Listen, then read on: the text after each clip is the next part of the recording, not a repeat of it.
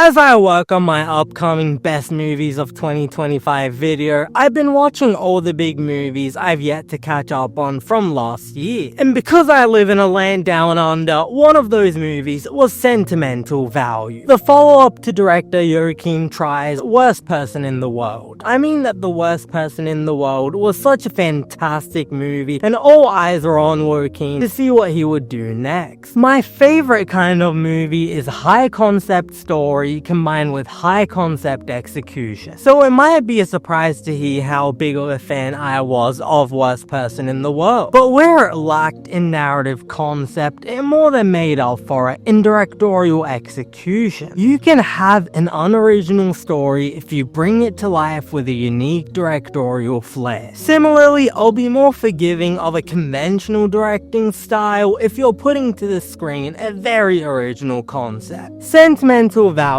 stars Renate Reinsve as Nora, a theatre actress whose estranged father, played by Stellan Skarsgård, approached her with an offer to star in his comeback film. When she turns the role down and finds out that he instead cast American actress Rachel Kemp, played by Elle Fanning, let's just say she has some complicated feelings, which sets off a chain of events as the two must reckon with their difficult past and complicated present. If my favorite kind of movie is high-concept execution combined with high-concept idea, then Sentimental Value represents my least favorite kind of cinema. A piece of filmmaking whose derivative family reunion idea is matched only by its bland, uninspired directorial style, of which there is barely any. I mean, the most I can say is that the direction of this film does allow for a lot of quiet, which lets us sit with some of the emotional beats that the characters go through, but that's about it. Christopher Nolan said it best when he said that movies are about mystery, about discovery. When I hear that this particular director is directing a movie about an estranged father and his relationship with his daughter, I want to wonder what that's gonna look like. But instead of bringing a unique directorial vision here, Joachim Triet simply goes through the motions. Super serious characters talk about super serious things in super serious environments, and the camera simply looks at them. I mean, if you were to give this exact same movie to about 10 different directors, you probably get very similar movies. One of my favorite movie-going experiences of last year was this little movie called Twinless. Dylan O'Brien plays this dude who loses his twin brother and goes into a twin loss support group where he meets similarly twinless people. Believe me, I went into that movie with a lot of expectations for what that would look like and sound like, and that movie threw all of them out of the window. And that's what made for such a memorable experience. To see a director take that subject matter and inject it with twists, humor, and wit I could have never expected. Now, the performances across the board are all great, though it is interesting that Renate Reinsve recently starred in another movie called A Different Man. Both movies are essentially about a movie within a movie, except A Different Man is a far superior experience, taking a similar concept and injecting it with some Lynchian weirdness. Can you imagine just for a moment what Sentimental Value would look like if it did something similar? Yeah, it might not be up for as many awards, but we would damn sure have gotten something way more interesting. Instead, we get some very boring family drama filtered through the lens of a very boring directorial vision. Characters realize things about an hour after we as the audience have realized them, and the movie ends exactly the way I would expect this movie to end. Ryan Coogler recently told a story about his filmmaking career after he just made Fruitvale Station. The film was a success in the indie scene, but one dude pulled him to the side and said, whatever you do with your next movie, go big. Don't make Fruitvale Station, but again. And Coogler took that advice, delivering Creed, which managed to feel just as personal to him as as Fruitvale Station did, but on a bigger scale, proving he had tools to direct action to deliver a compelling legacy sequel. Now we talk about Coogler as one of the biggest names in cinema today. Now, what did director Joachim Triet do? The exact opposite. The direction is nowhere near as lyrical as that beautiful montage in Worst Person. The dialogue is simply nowhere near as crushing and devastating as we got in Worst Person. So what does that leave us with? A follow-up film which is very similar to Worst Person in the world, but worse in every way. And for that, I'm giving this one a 5 out of 10. Thanks for watching. If you enjoyed this video, be sure to hit the like button and subscribe to the channel for TV and movie reviews. I'm Cinemike, and I'll see you next time.